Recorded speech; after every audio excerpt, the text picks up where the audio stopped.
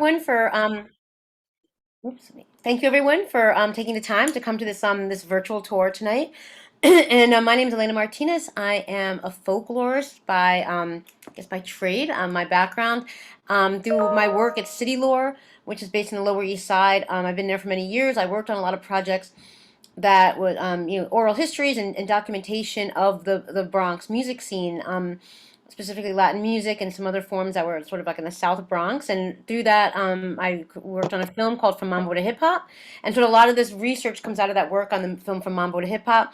And also for the past 9 years, I've also been one of the artistic directors, along with the musician Bobby Sanabria, at the Bronx Music Heritage Center, which is by Cortona Park, in the Bronx. So this work is sort of like is the foundation of a lot of the work that we do. And I know we have a small group today, so I'm gonna give you. I do these walking tours of the neighborhood. I literally do these walk to the neighborhood on a beautiful day. We take these. They can be a couple hours. We're gonna do sort of like a shorter version today. I think we have like an hour, a little over an hour. So I'm gonna hit a few places that are in the neighborhood where the Bronx Music Heritage Center is, and maybe we'll I have a couple places we might go to that a little bit further afield. But since we are a small group, please, I can't see the chat the way the shared screen is right now. So if anyone, oh yeah, I guess I can put this up here. If anyone does want to ask a question, Amber will, see it and you guys, or let you guys jump in or ask a question. And at any time, feel free, if you have a question about a certain site that I'm talking to or want to make a comment, please feel free to jump in. And again, the walking tour that this one I'm going to focus on is sort of like from the Morrisania Cortona Park neighborhood. Like I said, where the BMHC is located, where we're right east of Cortona Park by Southern Boulevard. And that neighborhood was historically, after World War II, you had a large migration of, well, there were Puerto Ricans coming up to New York City and then moving up to the Bronx after World War II because of my economic policies. Sometimes it's called the Great Migration because following World War II, there was like by the early 50s, there was like 500,000 Puerto Ricans had left the island. At the same time, you have a large migration up from the English-speaking Caribbean, like Jamaica, Trinidad, and you also have a large migration of African Americans from the South. So everyone's moving up to New York City. A lot of people are settling in East Harlem. They're getting, crowded. So people, what do? You jump on the train, go a couple stops up, and you end up in the Bronx. And in the Morrisania, Cortona Park, East neighborhood, a lot of African Americans and a lot of Caribbean immigrants settled. And so the music that was reflected there, sometimes I do a walking tour in like the Prospect Avenue, Longwood Avenue neighborhood area, which is more, there's a lot more Latin music venues and musicians that were in this area. This area, we will touch a little bit about some Latin music places, and hit upon some of these spaces, but it is Black History Month as well, so we are going to talk about some Afro-Latino places. But in the neighborhood that, in Morrisania, we're going to talk a little bit about some of the pioneers in hip hop and also some groups from doo-wop and jazz that were part of that neighborhood. So we'll start, and let me uh-oh. Already hitting a problem. Let me see. Okay, here we go. I'm going to start. We'll come back to some of these, but I'm going to start with a theater right on Southern Boulevard that's right by the Bronx Music Heritage Center. And the theaters are really important. I sort of organize my tours by, of course, because we're looking at places, by sites, by venues, to talk about musical genres, or to talk about the artists themselves. And one thing about the Bronx, and I guess in New York City in general, is that a lot of those places aren't there anymore because of fires, because of, things were raised for other reasons. Real estate is always in flux in New York City. So a lot of places, unfortunately, a lot of places are not there anymore or have changed so drastically, or, have been demapped and are new addresses. So I have a lot of archival images. There might be some images that are newer of things that are, contemporary, but we're going to see a lot of archival images. But when it comes to what we think of as music, the music scene in New York City, and especially the Bronx, theaters are really important, play a really important part of that. All along Southern Boulevard, if you go from the Bruckner Boulevard all the way up Southern Boulevard, and all through the Bronx, actually, you'll just see there were once these beautiful, beautiful theaters. There's still a few that remain. The Paradise, of course, is like one of the biggest ones on Grand Concourse, and a lot of these theaters, if they are remaining, a lot of them were turned into churches. The Teatro Puerto Rico, which maybe if we have time I'll get to, on 138th Street is a church now. The Caravana Club was a dance hall that became a church. Now it's a hotel, the Bronx Opera House Hotel. But this is the one that's right on, on Southern Boulevard, right across the street from where the Bronx Music Heritage Center is. And this was the Freeman Theater. So you can see the facade, the outdoors, in probably like the 30s. It's from, I guess, from the cars. It looks like it's like from the 30s, but you can see the outside of the theater, the marquee there. But I always love looking at the inside of the theater. Just look at the beautiful space. This theater is at 1240 Southern Boulevard. It was built in the 20s and it lasted until 1974 as an active theater. It has over 1,600 seats. And what I just love about it too is that most people, and I don't know if any of you are Bronxites who are watching this, a lot of the imagery, the reputation the Bronx has always been based sort of on the 70s, right? It's sort of our reputation is known as this devastated landscape. Actually, if anyone has saw David Gonzalez, the New York Times writer, wrote a really great article in the New York Times about 2 Sundays ago, um, commenting about how actually the story of the Bronx is sort of framed by fires, right? But if you talk about the 70s and the devastation of the landscape, the Happy Land fire in 1990, which I'm going to try to get to as well, and then of course the recent Twin Parks building fire that just happened last month. So that unfortunately the Bronx has been defined a lot of times by these sort of tragedies and by fires. But there was a time that that the Bronx was this place where a lot of people came up to. There was a place to go, almost like the country. It was a place to come up to from East Harlem, from Harlem, and to settle. And it had beautiful buildings. It had a lot of new infrastructure, and you can just see by this that this beautiful entertainment places, and there were construction booms in around the 1930s when people were starting to move up there because people are moving into the borough, and when you move into some place, not only do you want places to live, but you need places to have your entertainment and have schools and all these different places. So there's a lot of different infrastructure that was built. One of the things that musically, because this is a musical walking tour, is that became became venues for all kinds of music. And I don't have the flyer on this actually PowerPoint with me today, but there's a great flyer of Mongo Santamaria, the Cuban drummer, the Cuban percussionist, Tito Puente, and Dieros Valladares, a Dominican musician, all on the same bill, playing in the 1960s at the Teatro Freeman.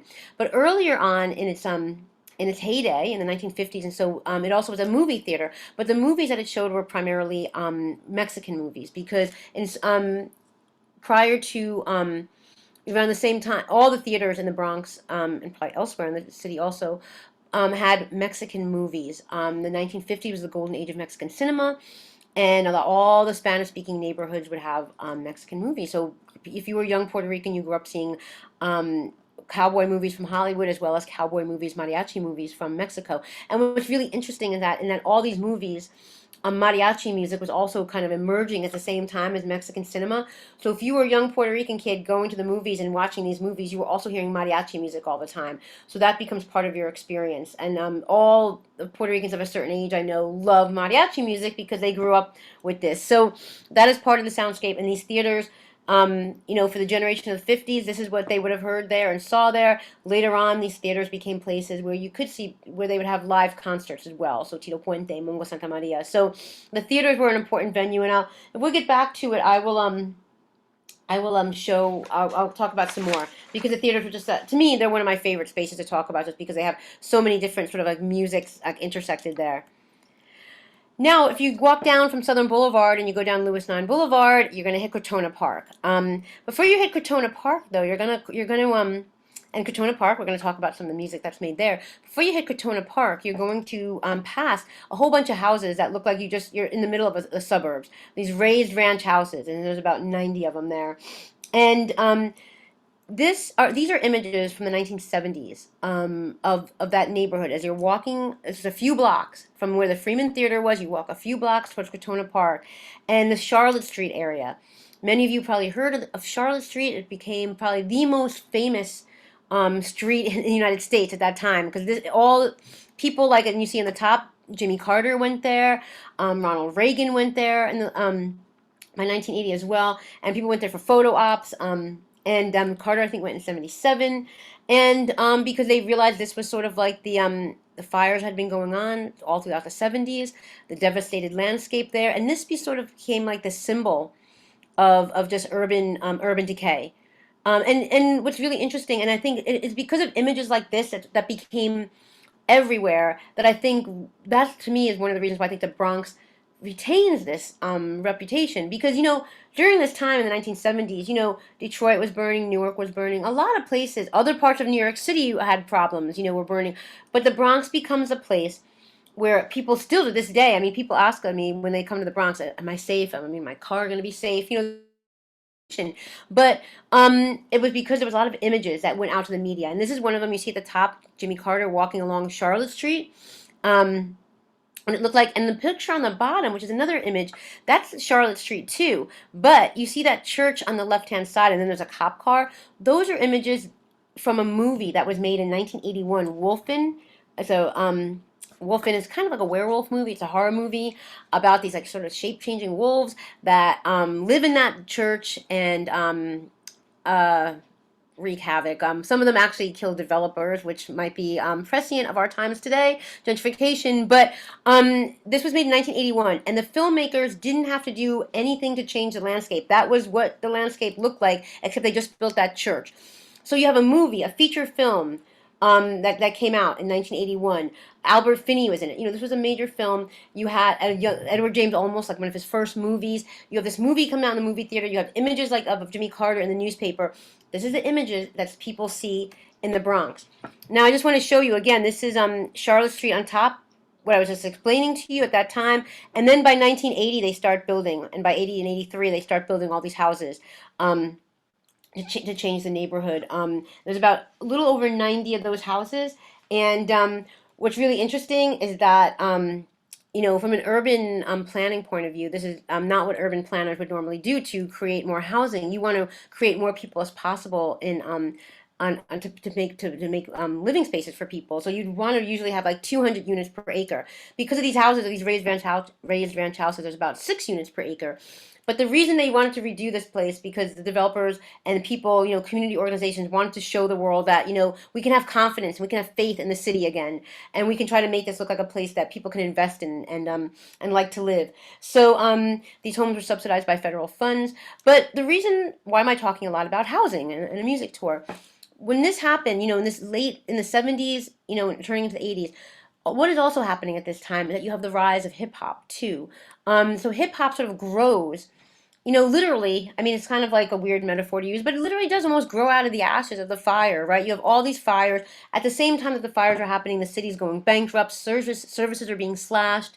The city has no money, so there's school programs are being slashed too. So where the decade before, the people I mentioned earlier, like Tito Puente, the great Latin music one of the Mambo Kings, who was this timbales player from East Harlem, grew up going to Juilliard and becoming this virtuosic musician. But he had music school and went to school classes when he grew up, and then went to Juilliard.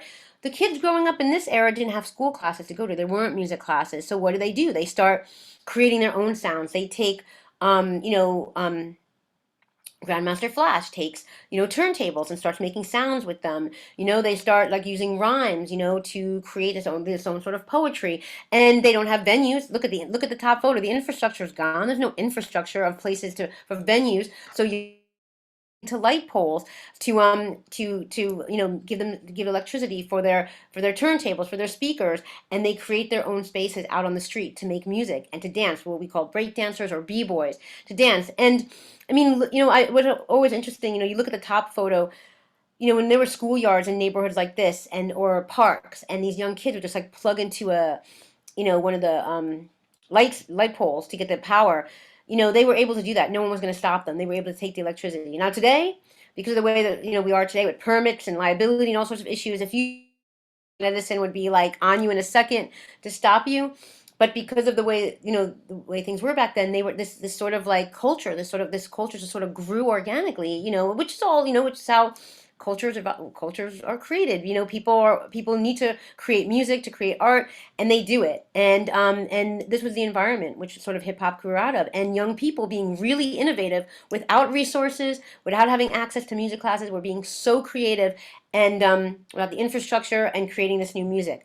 And so, sorry that photo doesn't look very good on this image. Sorry about that. But the Cortona Park jams, prior to the pandemic, we'll see what happens in a post-pandemic world. But prior to the pandemic, the Cortona Park jams were held right at Cortona Park. There's that little amphitheater Right when you walk down Lewis Nye Boulevard into the park, right there, there's to the right, there's a great little amphitheater, outdoor amphitheater, and every summer, July and September, they have these jams, and they're old school jams, with all the sort of the pioneers. In that photo there, you see all, if you're looking at it all the way on your left, with the sunglasses, that's Grandmaster Kaz, who we're gonna mention. I'll mention him in a moment. Um, right next to him with the hat on is DJ Red Alert, and Red Alert grew up in the Bronx and is now he's also a DJ on radio, but he was one of the pioneering DJs in hip hop. And again, we talked about the immigration from the Caribbean. A lot of the early musicians and performers, participants in hip hop scene had Caribbean roots, Afro Caribbean roots. Cat, Grandmaster Flash, and Africa Bambaataa were had Barbadian roots. DJ Red Alert's family is from Antigua. So, there was a lot of Kool Herc, one of the other sort of founding fathers of hip hop, is from Jamaica. So there was a lot of it's not just African American, it's like Afro Caribbean roots are really part of the DNA of hip hop. And all the way on the end there with the headphones on, that's Theodore, Grandmaster Theodore, and his brother was in Grandmaster Flash's group, in the Furious Five, and Grandmaster Theodore was sort of a mentee of Grandmaster Flash. So Grandmaster Flash was sort of this like great genius on technology. He was the one who put stereo systems together and the turntables. And sort of not they had already used turntables, but he did a lot of like he knew a lot about gadgetry, right? Grandmaster Theodore is his mentee, and the sort of the legendary origin story that Grandmaster Theodore will tell a lot of people is that when he was in his home one day in his bedroom listening to some songs on records on his turntable. He had the music really loud. And his mother told him, came in and she was like a really strong, strict lady. And she goes, turn that music off. So he slammed down his arm onto this hand onto the arm of the phonograph and on the turntable. Phonograph, really dating myself. And it skips a little bit. And so you get that sound, in hip hop, that the sound the turntable makes. So he was like sort of like the innovator of that. So scratching, started scratching. So these guys are all pioneers, and they're still performing. And again, the people I mentioned, cool DJ Kool Herc, who lived over in the West Bronx from Jamaica.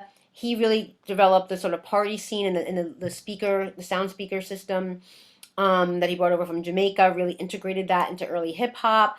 Grandmaster Flash brought in sort of this sort of like, technical innovations. And then Africa Bambaataa started the Zulu Warriors and create Zulu Kings, and started that as an organization, decided to get people to more knowledge about their culture, and started these big park jams. So they're sort of like the founding fathers of hip hop, and they're from different parts of the Bronx.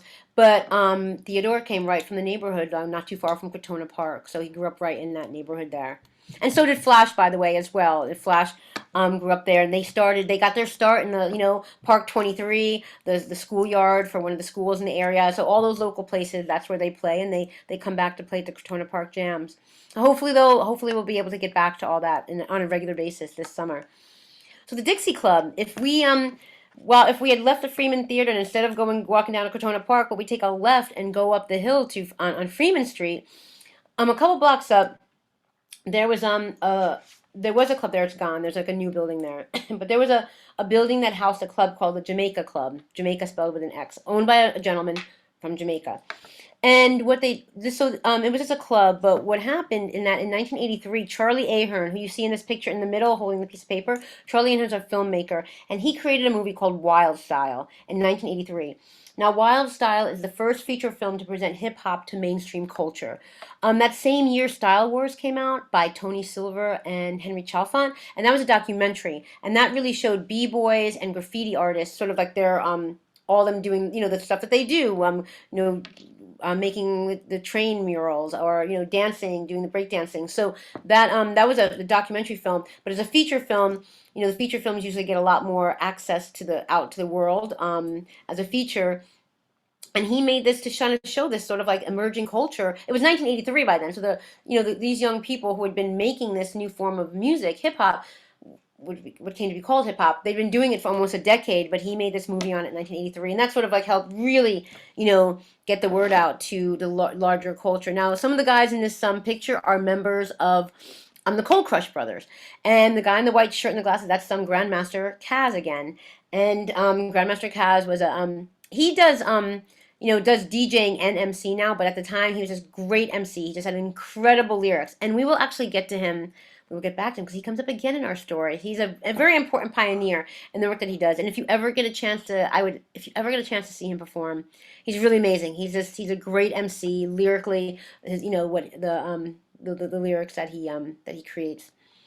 And this is inside the Dixie Club. So that's Kaz with the microphone, and other members of Cold Crush. Next to him and also behind him are the DJs. And one of the DJs you see like bending over in a white shirt, that's Charlie Chase. Charlie Chase is the first Puerto Rican DJ in hip hop. So there were Latinos involved in the early scene in hip hop as well. And so if you watch the movie Wild Style, this is like early on in the film. They all the young kids in the neighborhood are like going out to this jam, to go to this club to watch this jam section, and they called it the Dixie Club. And they had some of the young graffiti artists at the time create, make the graffiti that you see in the club, and on the outside of the club they named it Dixie Club. They gave it that name for the film. So and you can act, but this is sort of a filming. You can see Charlie Ahern there, the director, again in the bottom right hand corner, directing some pieces. So that was just during the making of the film. And other people there, Lady Pink, one of the early female graffiti artists. She's in the film. Lee Quinones, who is a graffiti artist from the Bronx. From Lower East Side. He's in it there. He's like sort of the star of the film. And members of the Cold Crush Brothers, the Funky 4+1, all these guys, all these young people who they were all young at this time when hip hop started. They were all teenagers, in high school. And I think this photo, in fact, is by Joe Conzo Jr., who's known as this great photographer who's nicknamed the man who took hip hop's baby photos, because he was in school with all these guys and taking photos of them at the time. So they were all young, and all of them, they were the ones who were really on the street making this music, and they were the real creators. Like later on, of course, when something becomes big, it becomes commodified, and everyone else starts imitating it. But they were the ones who were really doing, the ones who created it like on the streets as really young, which is really incredible too. Think about it. They were young, they were kids, 16 years old, and creating a new art form that now is literally around the world. We at the Bronx Music Heritage Center, we work with the Ecuadorian Quechua community, indigenous community from Ecuador. They brought a guest artist one time to play. Some members of the community with an organization from NYU brought in MC from Ecuador, from the mountains of Ecuador, who was a Quechua descent and rapped in Spanish and Quechua. So this music has gone global, and it's like at all corners of the earth you can find this music. But it started right here in the Bronx, which is to me so incredible. And again, I always end up talking fast. If I'm talking too fast, you let Amber know to tell me to slow down. Or if you want to ask a question, please jump in and ask a question or make a comment about anything I said, or and the venues, or the people, the music. So now we're walking up, and going to go over to Boston Road. And the Boston Road, when people think of, we think of like in 125th Street and Lenox Avenue, a great place where there's a lot of venues. We think of 52nd Street in Manhattan. But Boston Road actually was also a strip and had a lot of jazz clubs at one point. In the 50s and 60s, there was a lot of jazz clubs, and a lot of jazz musicians had moved in to the neighborhood. Bob Gums, who worked closely with Mark Nason at Fordham University for the African American Oral History Project, and when he was growing up in this area of the Bronx, him and his friends, when they were again teenagers, started putting on these sort of jazz concerts. And now today, what he does, he has worked on getting a lot of street names in the neighborhood named after jazz musicians that grew up literally in this neighborhood, in this neighborhood, Boston Road, Southern Boulevard. You had great people like Maxine Sullivan, the great jazz singer. Her house is actually the house. I should have put that in here. Her house, where she lived in when she moved to the Bronx, is still there, which is, like I said, amazing, because a lot of these places aren't there. Henry Red Allen, who was sort of like a contemporary of Louis Armstrong, a trumpet player also, he lived in the Bronx. There's a street named after him. Thelonious Monk, for a short time, lived in the Bronx. And Elmo Hope, another bebop pianist like Thelonious Monk, also lived in the Bronx. So there was many of them. Jimmy Owens grew up in the Bronx. Valerie Capers, just an incredible jazz scene too. And a lot of times we don't think of that in the Bronx. So then, just to talk about some of the the places. I have you see on all the way on the left the newspaper article for the McKinley Theater, and Billie Holiday's playing there. Billie Holiday played in the Bronx on Boston Road, and the McKinley Theater started its life. This another theater. It actually was a minor playhouse for the Yiddish theater. When a lot of people think of Yiddish theater, they think of like Second Avenue downtown in Manhattan, which was sort of like the heart of it. But there were in some other places, outlying places, there was also Yiddish theater, and the McKinley Theater had some of that. But of course, as new communities and move into neighborhoods, the Bronx is very much like the Lower East Side. Like new groups of immigrants are always settling and coming in, so that it changes the flavor literally, and sort of like the entertainments that you'll see at these different places. So instead of having Yiddish theater, now you have jazz. Performances there. After it was a jazz venue, and later on in the 60s, the McKinley Theater becomes also a Latin music venue as well. And it had actually a different name, which I'm actually spacing on right now, which I'll probably remember in a little bit. But that it became a venue for Latin music as well under a different name, which again I'm spacing out on. But again, you see the different changes, and it's always sort of some sort of music that's important to the community. In the middle image is from a place called Goodson's. Goodson's was like it says 169th and Boston Road, right at that intersection there. What we call McKinley Triangle is it called?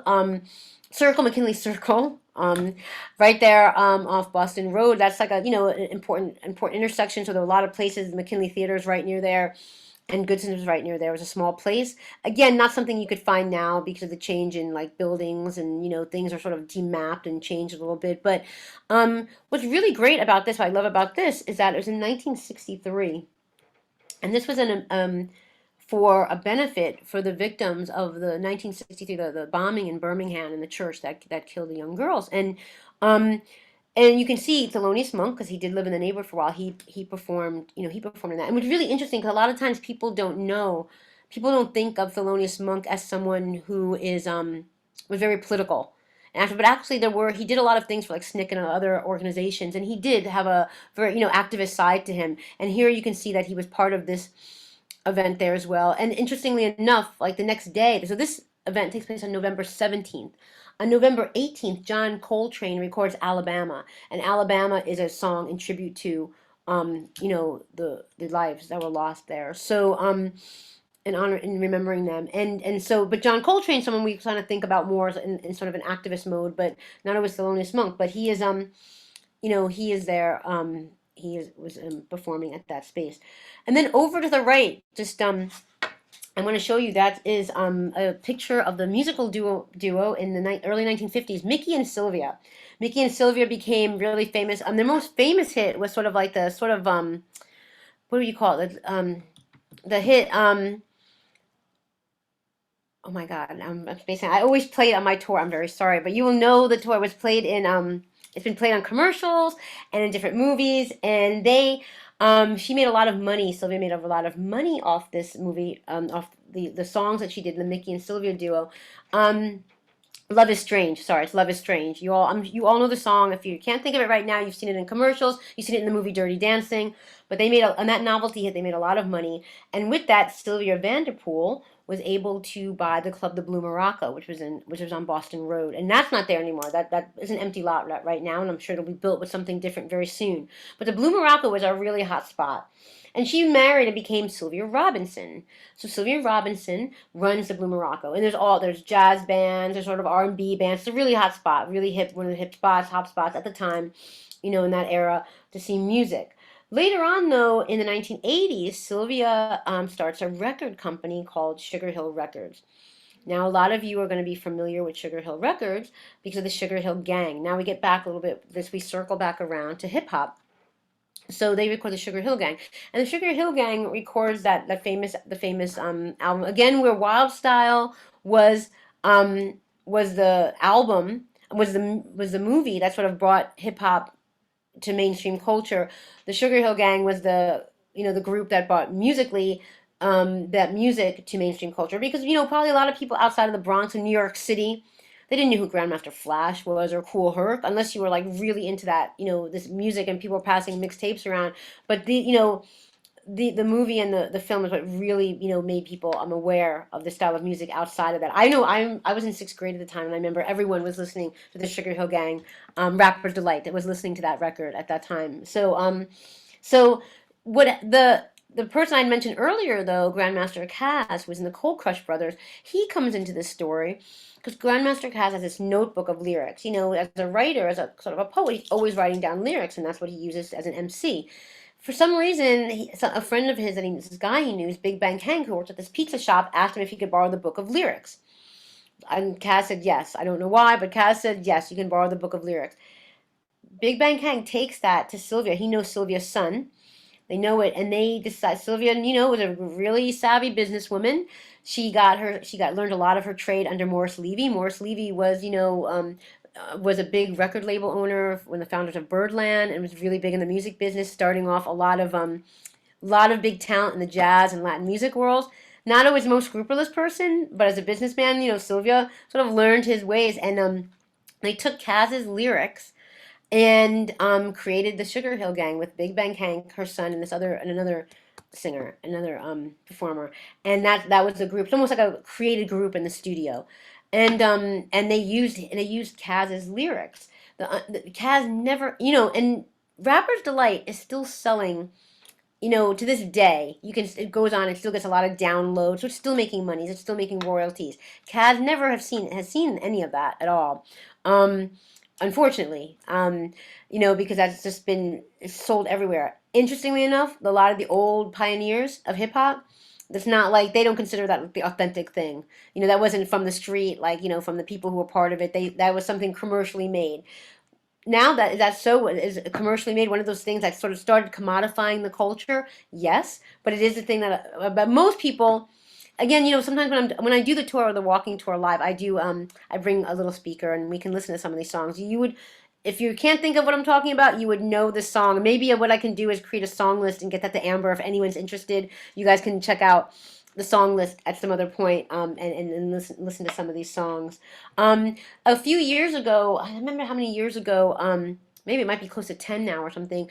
Give Me Back My Name was a documentary that came out, and the remaining members of the Sugar Hill Gang, talked about how even Sylvia Robinson, not only did she screw over people like Kaz and stole his lyrics, but she ended up screwing over the band, actually, the Sugar Hill Gang, and they weren't able to use their names that they used for their, like, performer names.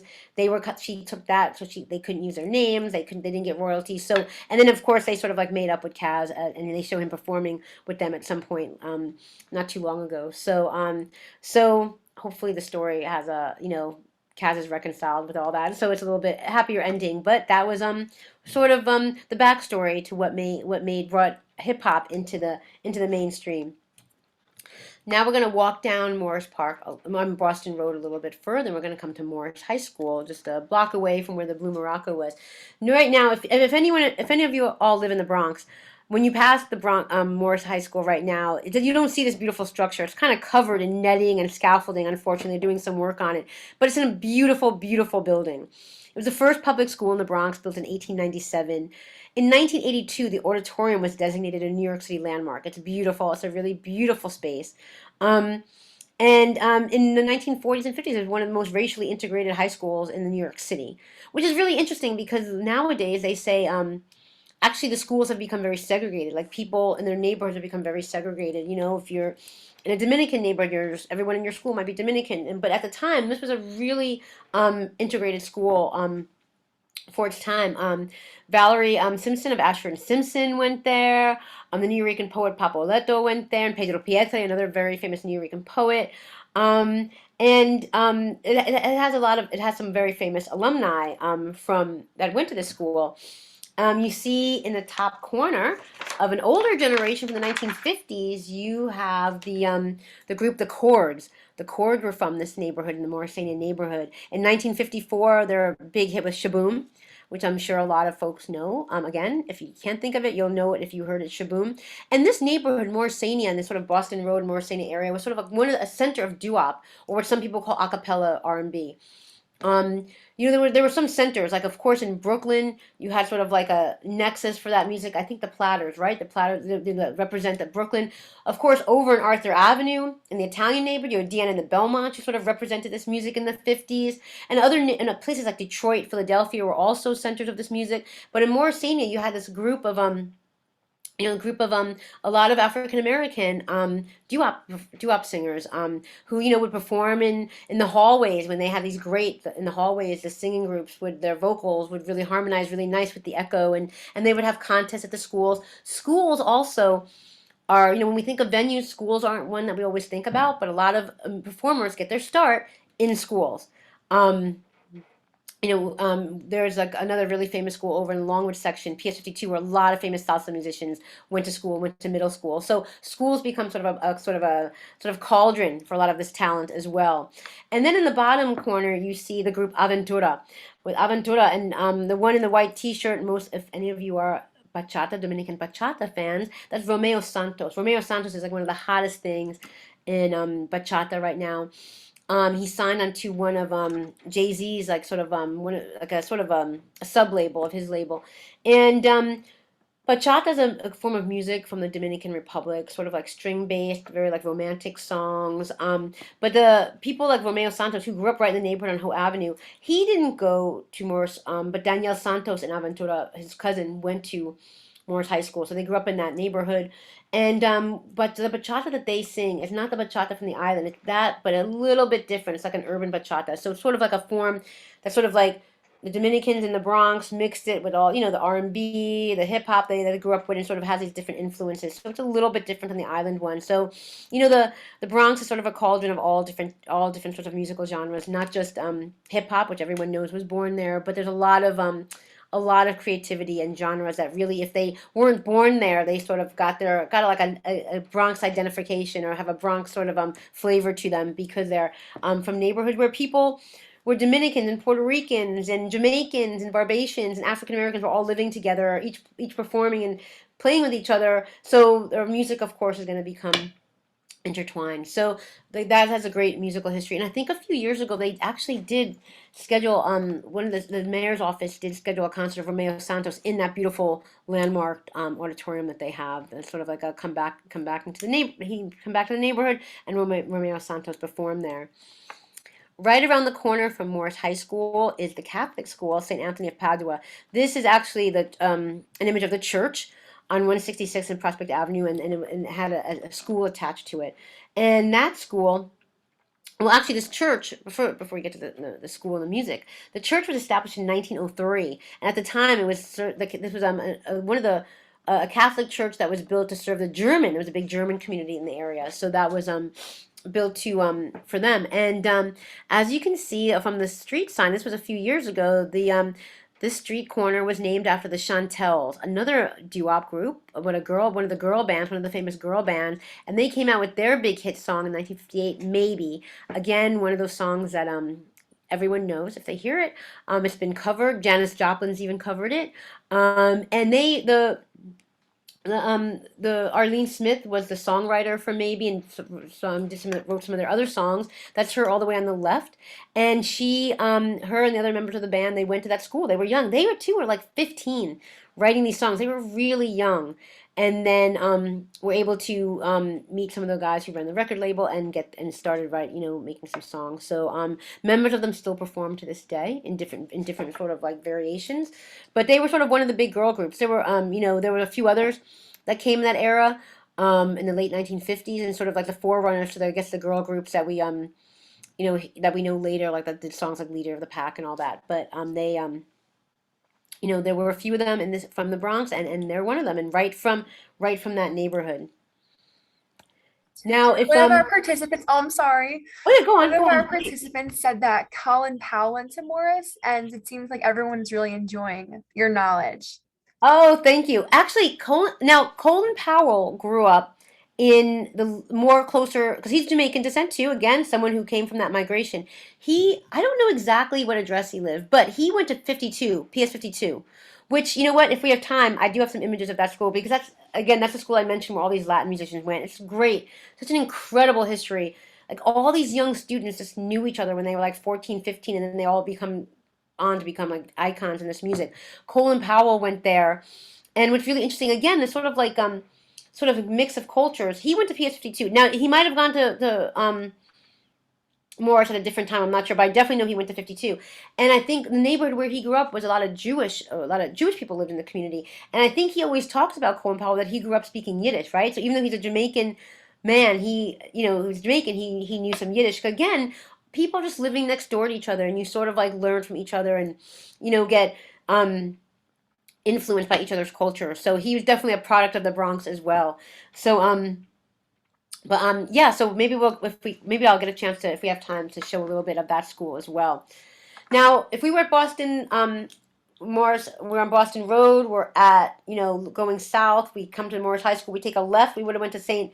Anthony's of Padua, that Catholic school. But if we taken a right, we'd hit the Franklin Armory, this huge building, the Armory, the Franklin Armory is there. And so, right now, this armory for a while had a men's shelter, and this is where, at this men's shelter, Scott LaRock was working as a social worker, and he met in late 1980s. He met that's him standing, and he met the gentleman kneeling, Scott Sterling, who I'm sorry, Lawrence Parker, who became known as the hip hop MC, KRS-One, and he's a little bit later. So the other hip hop performers and people that I talked about were some of the early generation, the pioneer generation. Kaz, Red Alert, Theodore, Flash. They're all from like that earlier generation, the sort of founding generation of hip hop. This is sort of like the next generation of hip hop, and they unfortunately, Scott LaRock passed away, but KRS is still doing stuff, and his work is very political, and a lot of his lyrics have a lot of activists and you know um, messages in a lot of the work that he does. But they're coming from a little bit later, the second generation, like in the mid to late '80s. So that's when you have them, and they met right. They met each other right at that armory. So even a next generation, they were still part of the hip hop culture, the hip hop cradle in the Bronx.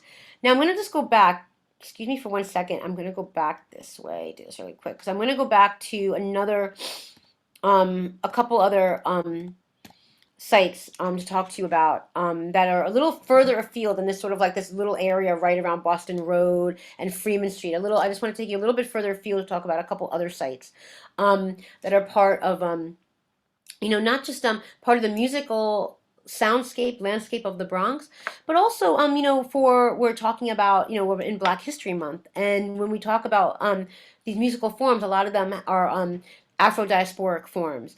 And Casita Reconcilio is actually a famous casita. Casitas are the little houses that in a lot of Puerto Rican community gardens you see, like, and if whenever you see a community garden in a Puerto Rican neighborhood, most likely they'll have a casita. These little houses in them. These little houses sort of evoke the people who build them. They're there to evoke sort of like life in the countryside of Puerto Rico. So there's like a form of nostalgia. And what's really important, why they're really important is that they are sort of like the keepers of Afro Puerto Rican musical forms in New York City, and actually in the diaspora.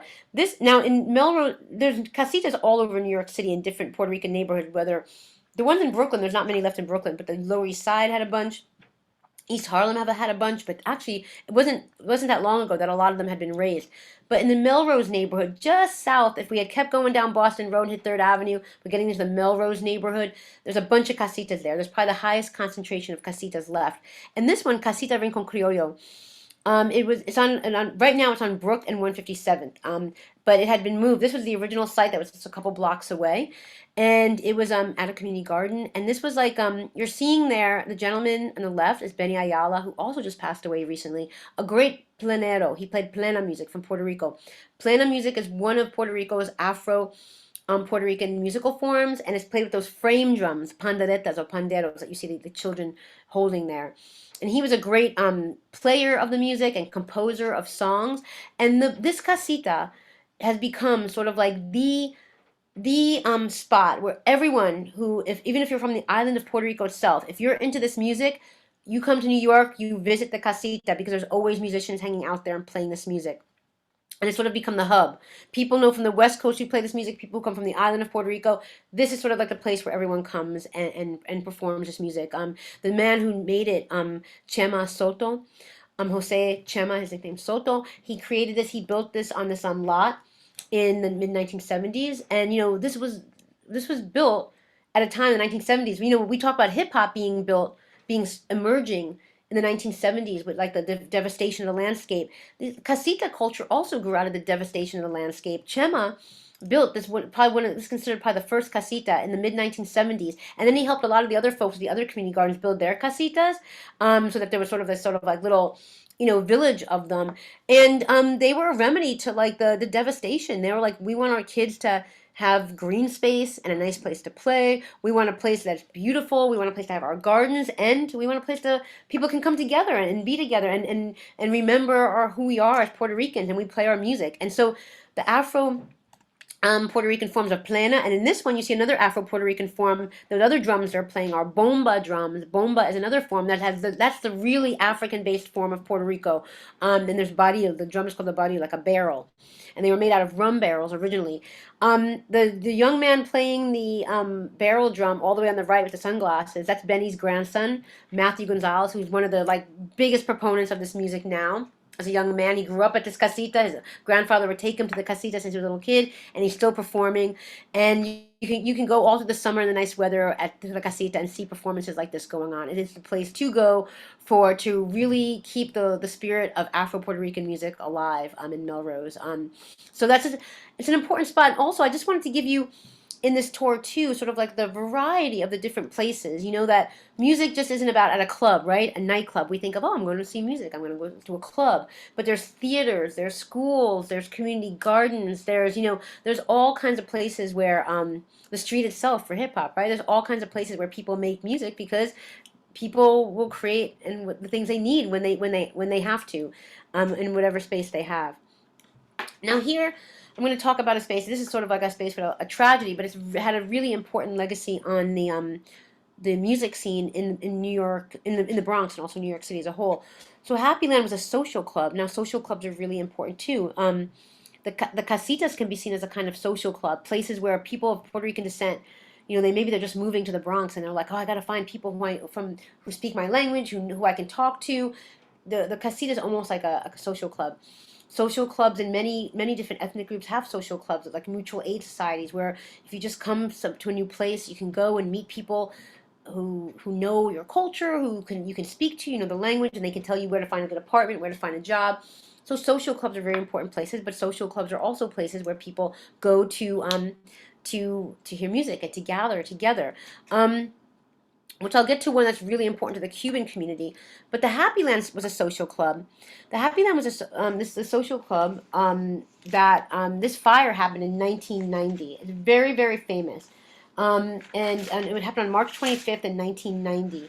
And it was 87 people died in the fire at this social club. Since until 9/11, this was probably like the one well, there was the Slocum tragedy, of course, early in the 20th century, the German community, Happy Land, and 9/11, which were like some of the biggest tragedies that fires that really that devastated communities in New York City. And of course, as I mentioned earlier, David Gonzalez just wrote about the current one that happened in the apartment building recently. So this idea that like the Bronx, many times are the music and the fires are intertwined and kind of define us in a really bad way, and sometimes because it's not a good way, but this tragedy, Happy Land, the social club was owned at the time by Kathleen Turner, the actress. Her husband owned it, and it was a social club.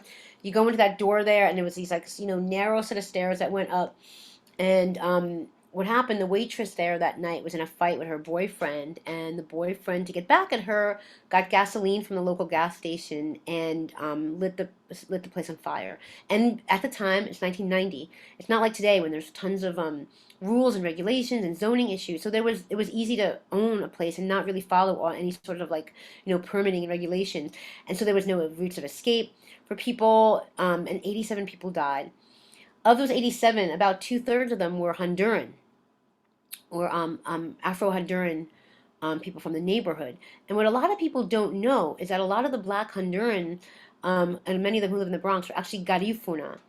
the Garifuna are an Afro-Latino community that have a history in the Caribbean. First on the island of Saint Vincent, and were later displaced by the English in 1797 to the coast of Honduras, Nicaragua, Guatemala, and Belize. And to this day, they're still there in those communities in Guatemala, Nicaragua, as I mentioned, Belize and Honduras. And they speak the Garifuna language, which is very based on like the indigenous Arawak language of the area. And they're an Afro Latino group, and they sort of like almost were invisible because people didn't know, they were people who were black, so people maybe would look at them and just consider them African American, but they yet a lot of the ones in the Bronx, a lot of the Garifuna in the Bronx were from Honduras, so they also spoke Spanish. But then sometimes, so people sometimes don't always make the connection, so no one really knew who the Garifuna were. And a large portion, more than I mentioned, 87 people died. Two-thirds of them were Honduran, and almost half of the Hondurans were Garifuna. And the largest Honduran Garifuna community lives in the Bronx. Outside of Central America, the largest community is in the Bronx to this day. So it kind of, this horrible tragedy sort of put the Garifuna community on the map. Because a lot of people hadn't heard of the Garifuna community, didn't know who they were. They were always subsumed under being Honduran. So this tragedy put them on the really in the consciousness of New York City and elsewhere. And this was the Daily News that, the article that came out right away. And actually, one of the ironic things about it, that the guy in the picture who was caught, the arsonist, he was caught when he went to the local gas station to get the gas from a gas pump.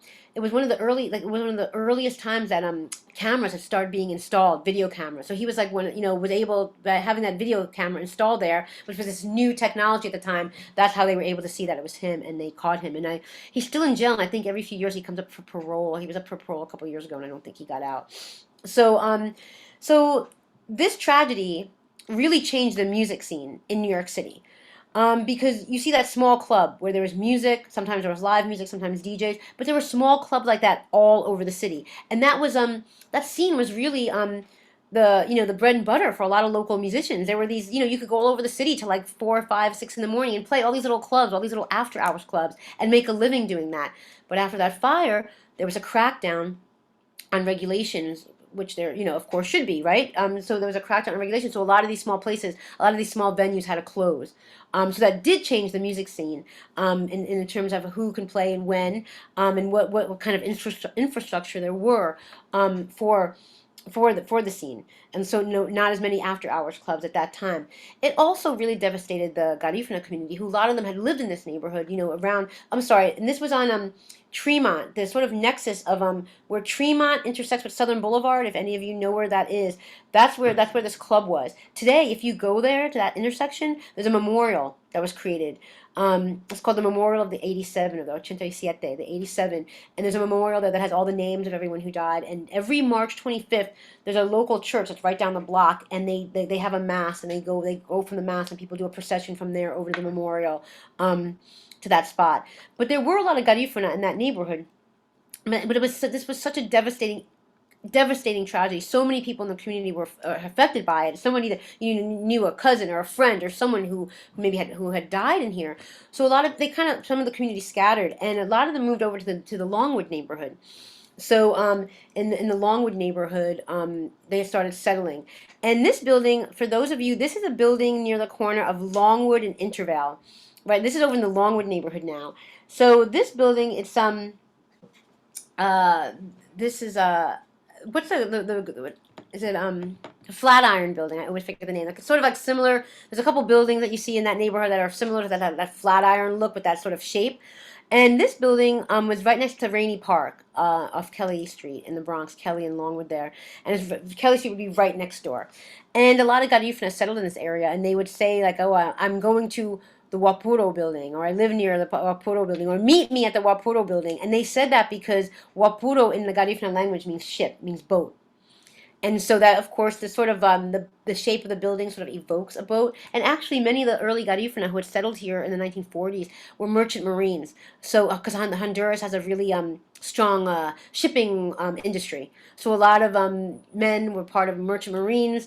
And of course, United States and Honduras had a big connection through the United Fruit Company, the Standard Fruit Company. So people were back and forth, and that's the way a lot of Garifuna started settling in New York. The maritime trades headquarters were here in New York City. People landed here and stayed, and that's the early Garifuna community. And in the early 2000s, there was another Garifuna social club called Luba Garifuna, which means House of Garifuna, in that same building. And so for a while, there were some Garifuna who had settled in that area to sort of get away from like the neighborhood where Happyland occurred.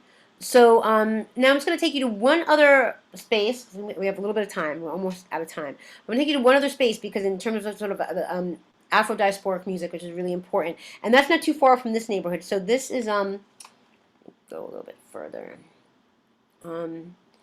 This other place I think is just really important to the music. Okay, this is the Club Cubano Interamericano. I mentioned social clubs. We talked about the Happyland Social Club, the Casita Maria, the Rincon Criollo, I'm sorry, Casita Rincon Criollo as a social club. But this was actually a social club. This was a social club that was founded by black Cubans out of the Afro-Cuban community in the Bronx in the early 1940s. And it was done because the Afro-Cuban community had experienced a lot of racism. There were a lot of white Cubans who had, oh, I'm sorry, I just change it. There were a lot of white Cubans who had their own social clubs, and they were not allowed the black Cubans to go to these clubs. And in the late 1930s and early 1940s, a lot of black Cubans, Afro Cubans, started settling in the Bronx around 162nd Street. A lot of them came from Tampa and that area of Florida because there was a large cigar rolling industry down there. So a lot of these tobacco workers left there and started settling in this part of the Bronx. So this club was started, and it was at 681 Prospect Avenue. And in that building is still there. I don't know. I'll show you an image of that in a little while. Well, the original one was at 681 Prospect Avenue, and then it was moved to this location here. Wait, no, I'm sorry. This is the second location. That's the 671 location. And I will show you an image of what it looks like now. But it was the Afro-Cuban community started this club. It started first as an event in 1945. They had this event to honor Antonio. I thought I had a picture of him in here. Um, um, to honor the heroes of the Spanish-American-Cuban War. And you'll see this is a photo of the inside of the Club Cubano. They were honoring. They had a dinner to honor the man. That big statue on the left is Antonio Maceo. He was called the Bronze Titan because he was an Afro-Cuban general who fought in the Spanish-American-Cuban War. And he was one of the heroes who gave his life for independence. You'll see also a smaller statue of Jose Marti, who most people know as the hero of that same war and the hero of independence. Jose Marti, this famous poet, philosopher, writer that all of us probably have heard of. Interestingly enough, the Club Cubano celebrates the Afro-Cuban community, and the Afro-Cuban hero has this much bigger statue. And in the picture we see here is the musician Arsenio Rodriguez. And Arsenio Rodriguez is one of the most important people when we talk about Afro-Cuban music. Afro-Cuban music is really what we call today mambo or Latin jazz music. And Arsenio Rodriguez was from Cuba. He was blind. At a young age, he was kicked by a mule and lost his sight. He had come to New York to try to have eye surgery, and it didn't work out. But he was this blind musician, and he was sort of the godfather of this music. Some people have, Bobby Sanabria, the other artistic director here at the Bronx Music Heritage Center, has termed him what Louis Armstrong was as this pivotal figure in the foundation of jazz music. Arsenio Rodriguez is that to what we call mambo. He started at the time, the music was called son, Cuban son, and it was string-based. But he reintroduced to this music when he still lived in Cuba, conga drums that the white elite had sort of like de-Africanized the music to make it like good, palatable in salons. But he brought in these elements like, the conga drums back into the music and added trumpets, and so sort of re-Africanized it. Was very proud of his heritage. Wrote, had songs that talked about being, black and from Africa. So really was this proud man, an Afro-Cuban man, and he lived in the neighborhood for a while. He lived in this neighborhood, in the Longwood neighborhood, played at the Club Cubano a lot, and there's actually a street named after him as well. The intersection of Intervale and Dawson. There's a little roundabout there now, and there's that street right there is named after Arsenio because he's such a pivotal figure. This is another image of a band performing in the Club Cubano, and this is a really important band too. The gentleman holding the piece of paper, that's the band leader Machito. Machito's also Cuban. Him and Mario Balsa. I don't know if Mario's in the photo there. I'm sort of the images of us are blocking the photo a little bit. No, he's not, from what I can tell. Mario Balsa and Machito, the man you see holding a piece of paper, started what we call Latin jazz and mambo in 1939 in the Park Palace Ballroom in East Harlem. But they played a lot at the Club Cubano, and they called their band the Afro-Cubans, Machito and the Afro-Cubans, to proudly show the world and tell the world that we were playing Afro-Cuban based music, and this is the music of our country and our people. And his band, there's three bands when we think of that era, the Mambo era, that we call the Mambo Kings. Machito was one of them. Tito Puente, who I mentioned earlier, was a New Yorican of Puerto Rican descent who grew up in East Harlem. And Tito Rodriguez was another one of the Mambo Kings. So in this photo, we see the woman next to him, to Machito, is Melba Alvarado. Melba was the president of the Club Cubano for a very long time, which is really amazing. She was there for a long time. As a woman, she held it down and ran the place. Her collection of paper from the Club Cubano or in the Schomburg. If anyone's really interested in this, it's just a fascinating place. I think the Club Cubano is so amazing, and if you check out her papers at the Schomburg, because also, as I mentioned, when the founders of this, I got off track. The founders used to have this event in 1945 to honor Antonio Maceo. They had this party, this fundraiser. It went well. They're like, let's start this club, this Club Cubano, and that's how it started off from that fundraiser in honor of Maceo and became the club.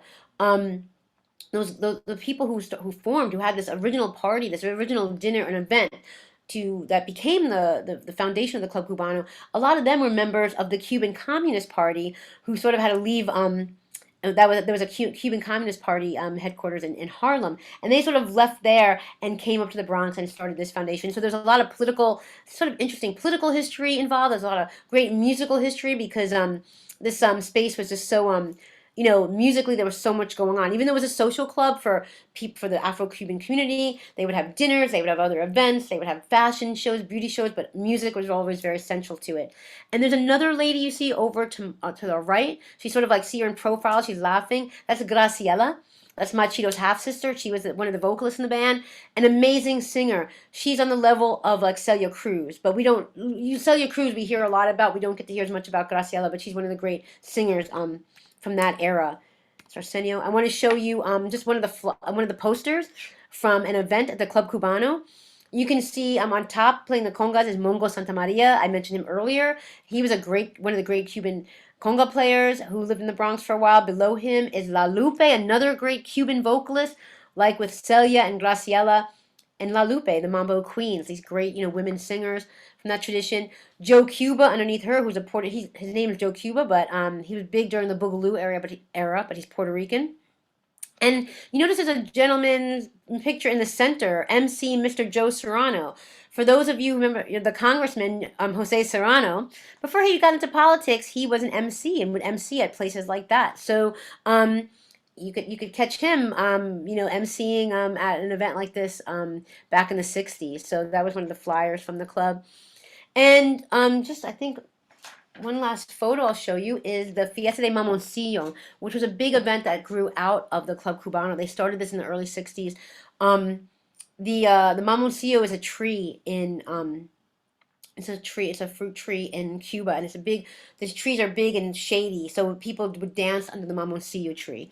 And so they would have dances under there on the island. And so they started doing this Fiesta de Mamoncillo in the summer, every summer in the 60s, to sort of, again, harken back to nostalgia for, their heritage and, their culture.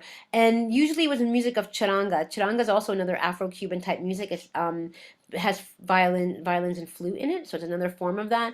And for years, from the 60s on till late in the 2000s, people were still people would come all over to go to these Mamoncillo festivals. Now the Club Cubano had closed. They weren't held there, but some for a while they were being held in Bohemian Hall in Queens and later in Jersey. And at this point, I've kind of lost track in the last few years if they're still having them, and who knows what happened during the pandemic. But people were very loyal to the social club and to the events that went on there. Would come back for years and years to go to these events. So just one of the most one I think one of the most important spots in terms of Afro-Cuban history in New York City. It's just a great history, and that is the building today. If you're on Prospect Avenue, you can drive by, and that's what the building looks like today. I think they might be rebuilding something in there now. Um, in that top space. So I think actually that's that grocery store I took a while ago. I think it might be a laundromat now. And I think they're rebuilding something on the top floor. So anyway, I just want to I'm gonna get out of the slideshow. That is the tour of some of the great musical places of some of the neighborhoods like Longwood, Melrose, and Morrisania in the South Bronx. So I don't know if we have time for a couple questions. Amber, I'll leave that up to you. If anyone has anything they want to ask. Yeah, I mean, I don't know. I think Amber's there, but I think we have time for questions. Yeah.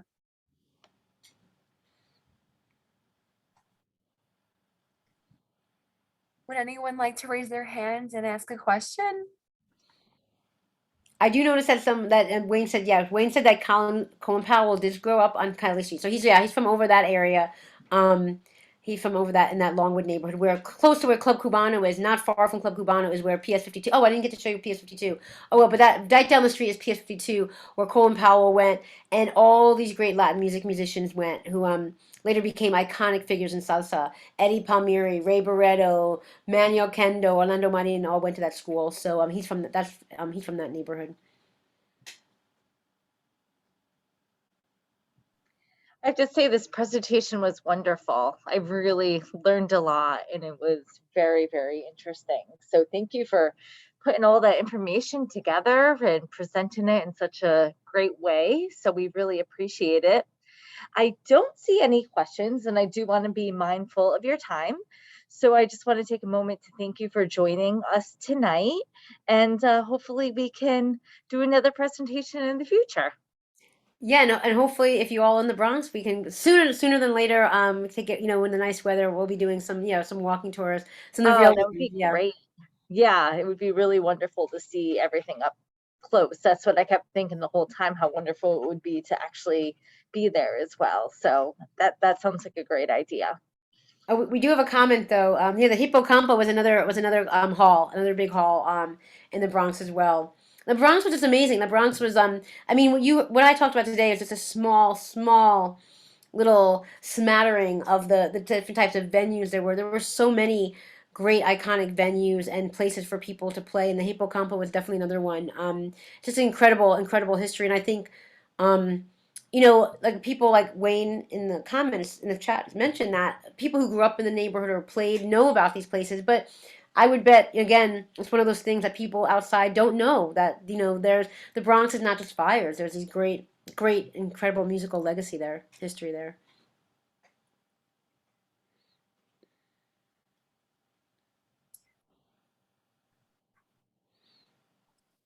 On Webster and 169th. Well, thank you. I want to thank Amber and Middle Country Public Library for inviting me. And feel free if you have any questions at any point. I'll make sure I can get a song list or a playlist to Amber, and if anyone else has any questions at any point at a later date. I agree. It was very informational and I learned a lot as well.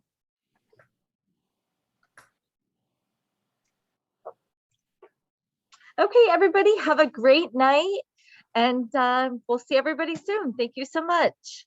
Okay, thank you.